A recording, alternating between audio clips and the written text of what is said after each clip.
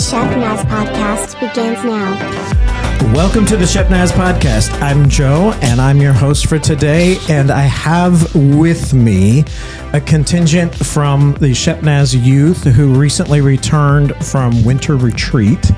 And in full disclosure, we've already practiced this halfway through one episode, and the device stopped recording. So in a rare repeat on the Shepnaz Podcast, we're actually going to try to go at this again. So for everyone that's listening for the first time, but for us that are right here for the second time, welcome in. Thank you Pastor for having Bryanna. Us yes, again. I appreciate you being patient.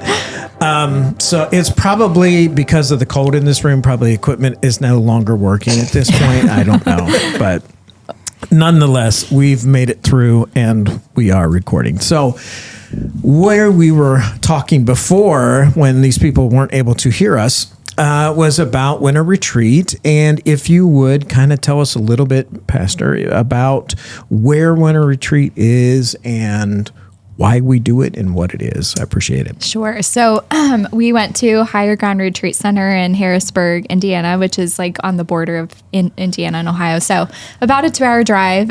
We go every year, but pretty much the point of winter retreat is it's a district-wide event. So it's a great time for our students to gather with other students in the district and kind of like make new friends and community, but also it's a time of worship and fellowship and just really diving deeper into God's word and obviously to have fun. We have a lot of fun every year, but it's really a chance to kind of get away from the normal routine and to just kind of, just be in a space of worship and kind of just going deeper. So nice.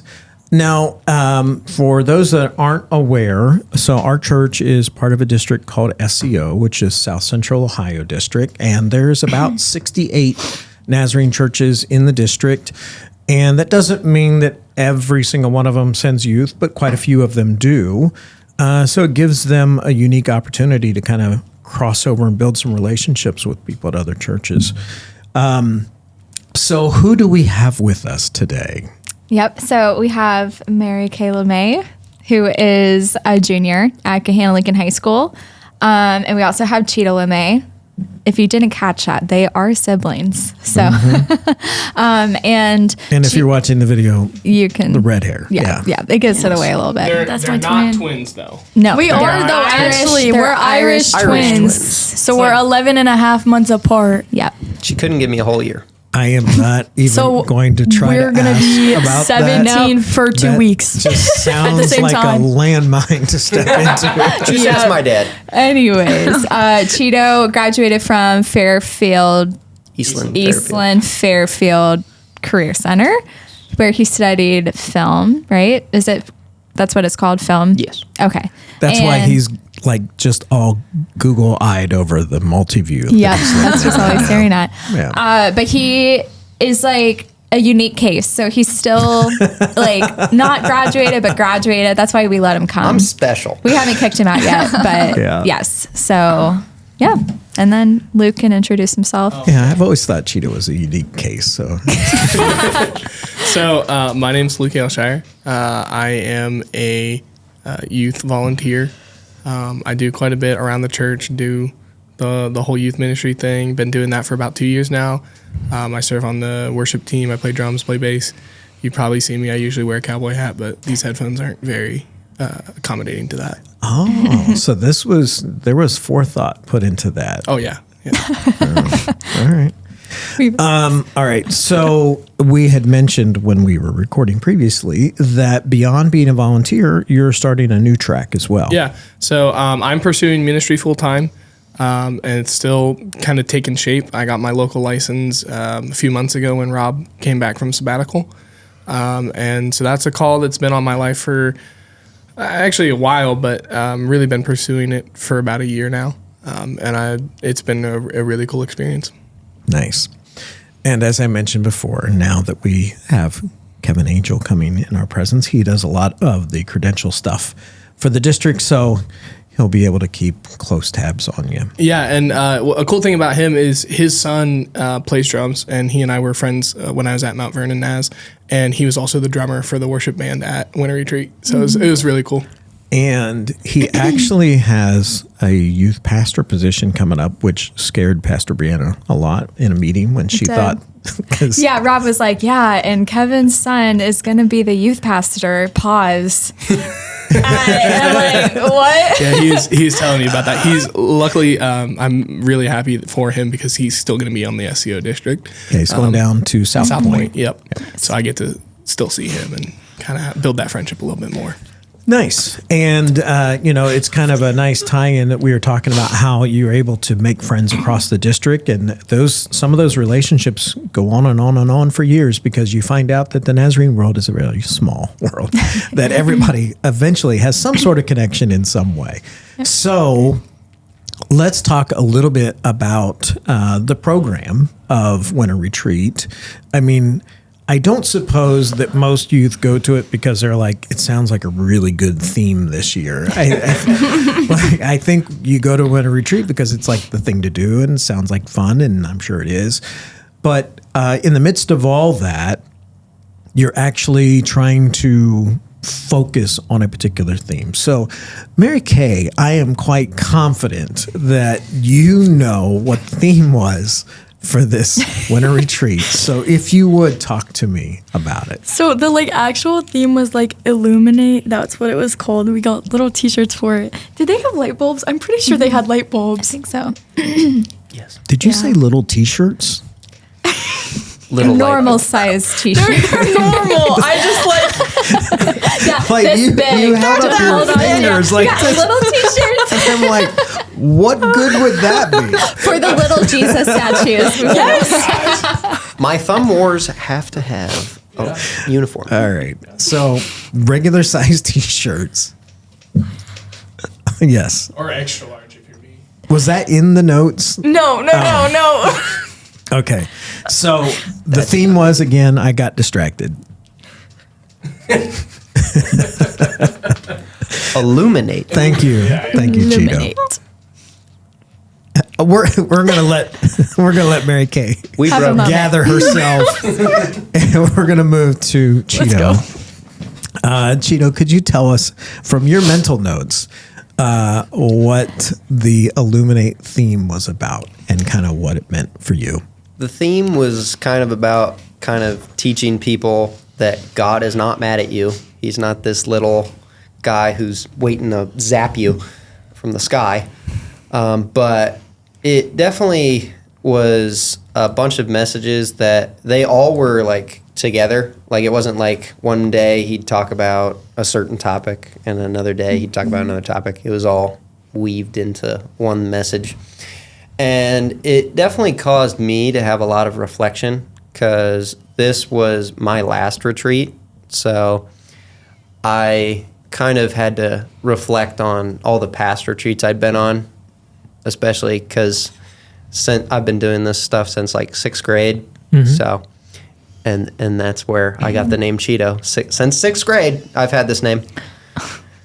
Are you to the point where you don't like it anymore? Oh, no, or I love it. I you've love owned it. I've gotten my mom to call me that. Nice. All right. He's not allowed to get rid of that because I'm the one who gave him that name. Oh, wow. Are you going to call, when you go to college, are you going to tell people to call you Cheeto? He better. He isn't. Oh. I'll let him answer that question. I will, but I will not sign a government document with that name. Yes, that's good. All right. So, Mary Kay, would you share with us a little bit about what you kind of took away from the Illuminate theme? Yeah, so in the first night we talked about Peter walking on the water. And so basically he was talking, the guy, and something that really hit me was he was God is he immediately saves Peter. He didn't lecture him and be oh, you were supposed to keep your eyes on me. He just kind of was he saved him and he made sure he was all right. And obviously, he, talked to him after, but, his first concern was, is he okay? And, I think it just, because I feel in our society, we're very, oh, like if you mess up, like you're going to get lectured or you're going to get in trouble, or like that makes you a good or bad person. And like that's not how Jesus looks at us. You know, I think sometimes Peter gets a bad rap in that whole situation because, right, we see the fact that he feared, he faltered, he looked around and was like, wow, what in the world is going on? And then he went into the water, you know, he fell into the water instead of being on top of it. And Jesus reaches down to pull him up. But all the other disciples are still in the boat. That's true. Yep. And like, he was the one dude that's like, I'm coming out.